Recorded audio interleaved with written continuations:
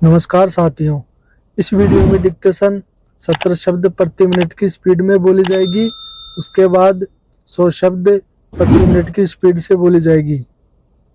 Dictation start होगी 5 second बाद।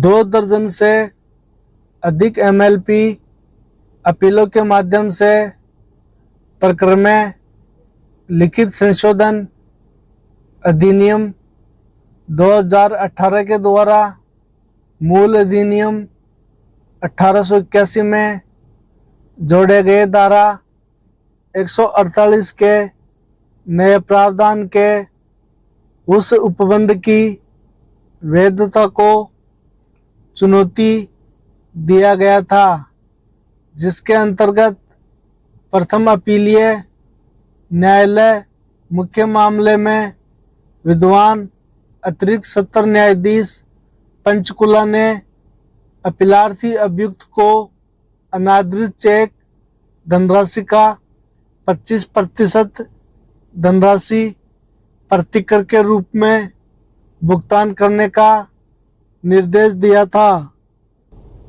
और इस मामले के साथ अन्य मामलों का भी निपटारा करते हुए पंजाब एवं हरियाणा उच्च न्यायालय ने सामान्य एवं आक्षेपित आदेश के द्वारा विचारण न्यायालय के आदेश निर्देश की पुष्टि करते हुए पुनरीक्षण निरस्त कर दिया है। इस मामले में प्रस्तुत सभी मामलों में दिनांक 2 अगस्त 2018 के पूर्व चेक अनादरण हेतु प्रकरण में लिखित अधिनियम 1881 के धारा 138 के अंतर्गत दंडिक कार्रवाई प्रारंभ की गई थी। इस मामले में विचारण न्यायालय के निर्णय दिनांक 30 अक्टूबर 2018 के द्वारा अपीलार्थी को अधिनियम की धारा 138 के अंतर्गत अपराध के लिए दोष सिद्ध किया और चेक धनराशि के भुगतान 10% ब्याज और वादवे को जुर्माने के रूप में करने के आदेश के साथ 2 वर्ष के कारावास के दंड से दंडित किया। इस आदेश के विरुद्ध अपीलार्थी ने अतिरिक्त सत्र न्यायाधीश पंचकुला के समक्ष अपील प्रस्तुत किया। विद्वान सत्र न्यायाधीश ने प्रकरण में लिखित संशोधन अधिनियम 2018 के द्वारा मूल अधिनियम में जोड़े गए धारा 148 के प्रावधान जो 1 सितंबर 2019 से पूरे देश में प्रवृत्त है पर विचार करते हुए विचारण न्यायालय द्वारा आदेशित जुर्माने की धनराशि का 25% जमा करने का निर्देश देते हुए अपीलार्थी का अपील दंड प्रक्रिया की धारा 389 के अंतर्गत स्वीकार किया और दंडादेश को निलंबित करते हुए जमानत जैसा कि पृथक आवेदन द्वारा याचना की गई थी अनुज्ञान किया।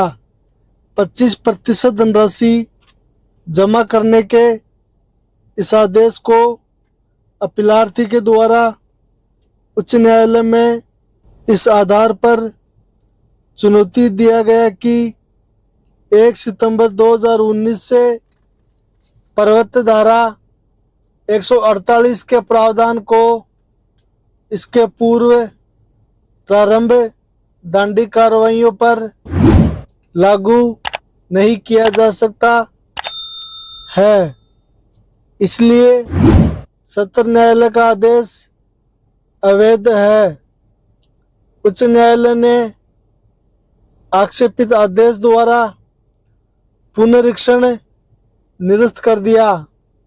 अतः उसी आधार पर यह अपील एसएलपी उच्चतम न्यायालय में प्रस्तुत किए गए। उच्चतम न्यायालय के समक्ष मुख्य विचारणीय प्रश्न था कि क्या प्रथम अपीलीय न्यायालय का आदेश और उच्च न्यायालय के द्वारा उसका अनुमोदन विधिपूर्ण है, अर्थात क्या धारा 148 के प्रावधान को भूतलक्षी प्रभाव से लागू किया जा सकता है। निर्णय 1।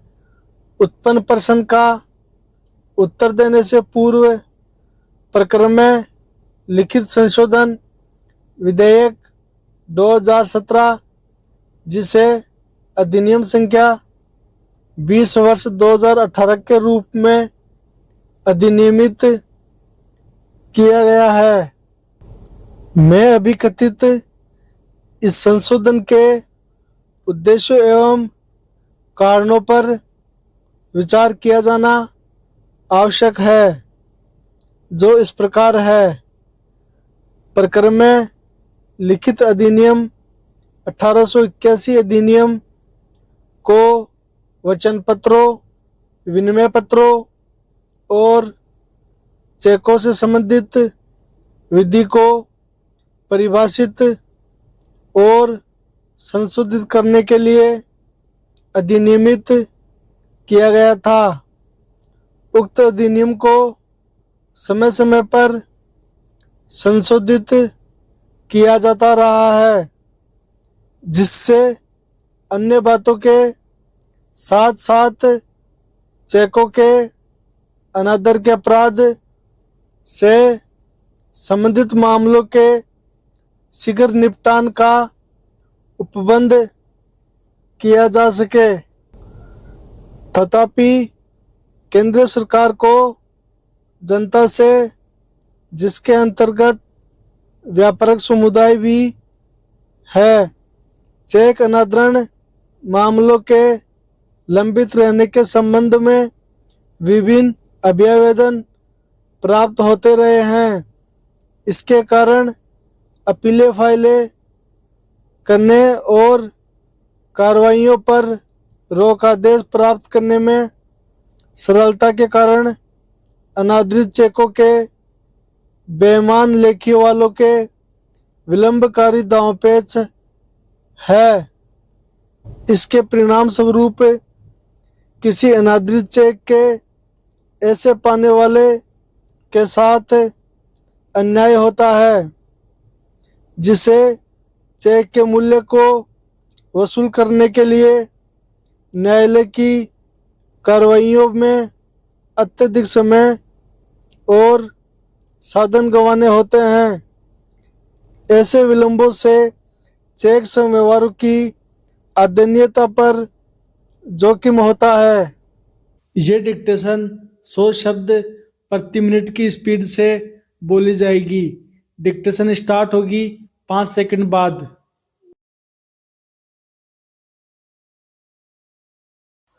2 दर्जन से अधिक एमएलपी अपीलों के माध्यम से प्रकरण में लिखित संशोधन अधिनियम 2018 के द्वारा मूल अधिनियम 1881 में जोड़े गए धारा 148 के नए प्रावधान के उस उपबंध की वैधता को चुनौती दिया गया था, जिसके अंतर्गत प्रथम अपीलीय न्यायालय मुख्य मामले में विद्वान अतिरिक्त सत्र न्यायाधीश पंचकुला ने अपीलार्थी अभियुक्त को अनादृत चेक धनराशि का 25% धनराशि प्रतिकर के रूप में भुगतान करने का निर्देश दिया था और इस मामले के साथ अन्य मामलों का भी निपटारा करते हुए पंजाब एवं हरियाणा उच्च न्यायालय ने सामान्य एवं आक्षेपित आदेश के द्वारा विचारण न्यायालय के आदेश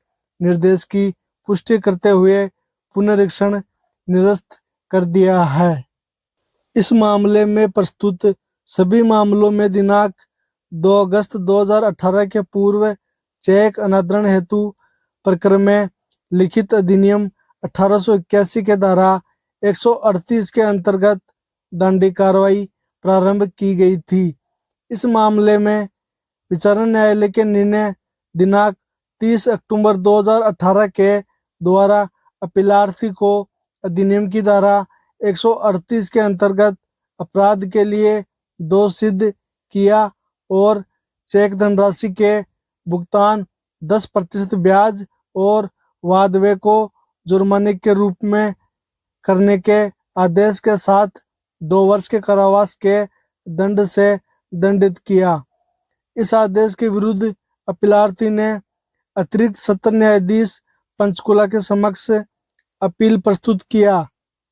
विद्वान सत्र न्यायाधीश ने प्रकरण में लिखित संशोधन अधिनियम 2018 के द्वारा मूल अधिनियम में जोड़े गए धारा 148 के प्रावधान जो 1 सितंबर 2019 से पूरे देश में प्रवृत्त है पर विचार करते हुए विचारण न्यायालय द्वारा आदेशित जुर्माने की धनराशि का 25% जमा करने का निर्देश देते हुए अपीलार्थी का अपील दंड प्रक्रिया की धारा 389 के अंतर्गत स्वीकार किया और दंडादेश को निलंबित करते हुए जमानत जैसा कि पृथक आवेदन द्वारा याचना की गई थी अनुज्ञान किया।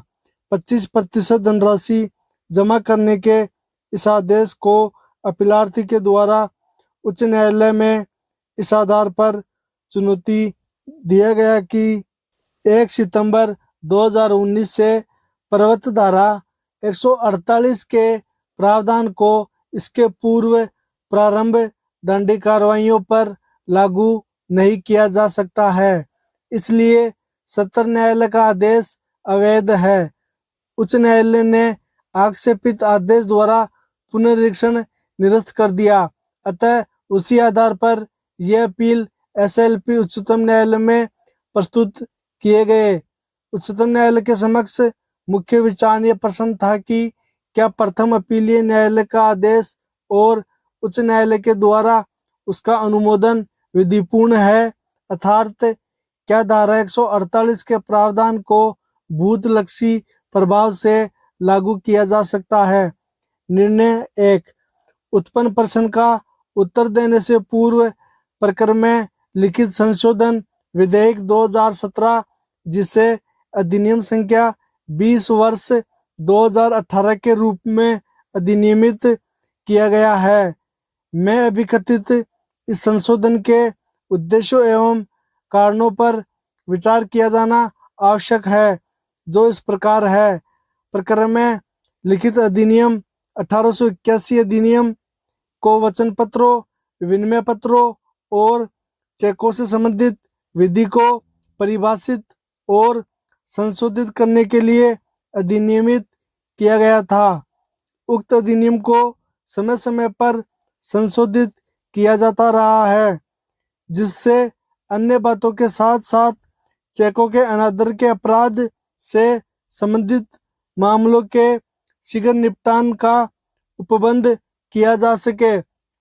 तथापि केंद्र सरकार को जनता से, जिसके अंतर्गत व्यापारिक समुदाय भी है, चेक अनादरण मामलों के लंबित रहने के संबंध में विभिन्न अभ्यावेदन प्राप्त होते रहे हैं। इसके कारण अपीलें फाइलें करने और कार्रवाइयों पर रोक आदेश प्राप्त करने में सरलता के कारण अनादरित चेकों के बेईमान लेखी वालों के विलंबकारी दांवपेच है। इसके परिणाम स्वरूप किसी अनादरित चेक के ऐसे पाने के साथ अन्याय होता है जिसे चेक के मूल्य को वसूल करने के लिए न्यायालय की कार्रवाइयों में अत्यधिक समय और साधन गंवाने होते हैं।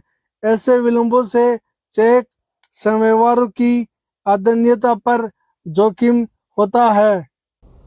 स्टेनोग्राफी को सीखने के लिए आपके अपने YouTube चैनल की प्लेलिस्ट में जाकर ऋषि प्रणाली भाग फर्स्ट को देखिए। उसमें आपको ऋषि प्रणाली भाग फर्स्ट के संपूर्ण वीडियो मिलेंगे। धन्यवाद।